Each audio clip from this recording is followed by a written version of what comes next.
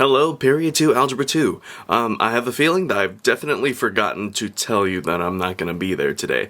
So, I am in the building, but I'm just doing training. But I have a homework sheet for you guys today, homework slash practice, because I bet you guys could finish it in class, because there's no real lesson for this. You guys know how to do factoring, and hopefully at this point you understand that those factored results, when you set x equal to 0, those are your roots, your solutions, and your x-intercepts. All those three things are the same, and you know how to solve for them. So I'll go over a couple of the problems so that you could get an example in case you're feeling a little rusty, but hopefully we can cover that when we get back. I will say though, keep in mind, I do think that we'll probably have a short quiz over this topic when I get back. If you guys aren't prepared for it, then maybe we'll talk about getting you guys prepped during a warm-up, but I think this will really help you guys out when we take it on a test. So, have a good day, y'all. Hi, so as an example of how to do some of these homework problems, let's start with number 1. It says write a quadratic equation in standard form. So if we remember, standard form is ax squared plus bx plus c with the given roots. And remember, roots, that's another way of saying our x-intercepts, our zeros, or our solutions. All of these things are saying the same thing. So if I'm given the roots 1, 4, that's telling me that x equals 1 and x equals 4. These are my x-intercepts, these are my solutions, these are my zeros. And what's nice is that because this is an equation, x equals 1, then I bet I could write it as x minus 1 equals 0, because these are equivalent. And x minus 4 equals 0. Yeah, subtract 4 to the other side, and we get x minus 4 equals 0. And now this looks like a familiar thing. Because of our zero product property, we could take those two binomials, x minus 1 and x minus 4, and say, well, if they both equal 0, then if I multiply them together, x minus 1 times x minus 4, I can still set it equal to 0, because 0 times 0 is 0.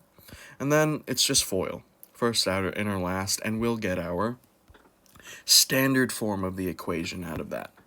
So, x times x is x squared, negative x, negative 4x, and then finally positive 4. All of this equals 0, put together our like terms, and x squared minus 5x plus 4 equals 0 is the standard form of the quadratic given the solutions, given these roots, given these x-intercepts. And as you can see from our handy-dandy answer key, that is indeed what they're looking for. So that's one version of a problem on this worksheet. The next would be like number 7, factor each polynomial. This is just practice. You've done this on the test, so I don't think I need to go over how to factor these. The same rules apply. Do we factor using cross method, like a times c over b, where they multiply to a times c and they add to b? Or maybe it's like 12, and 12 definitely looks like a difference of 2 squares.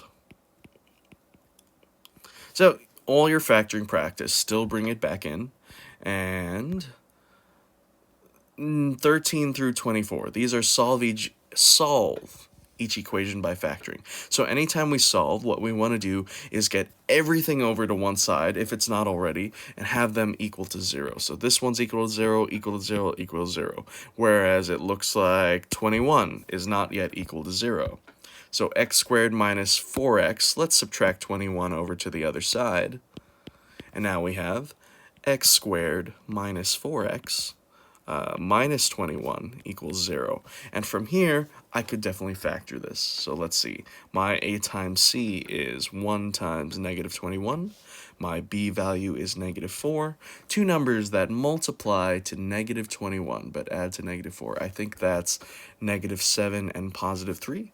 So this is going to be x minus 7 equals 0, and x plus 3 equals 0. I skipped a lot of steps here, but hopefully at this point you can already get to this part.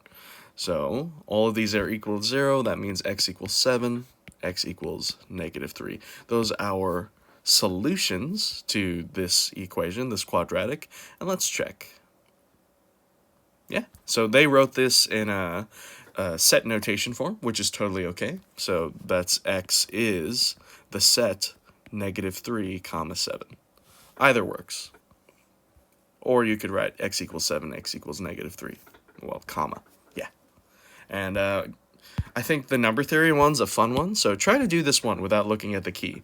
But this one's, it has to do with factoring and the logic behind factoring, but this one's just a fun thought exercise. So try to do that just to jog your brain. And the rest, I believe you can do. So if you have any questions, feel free to email me.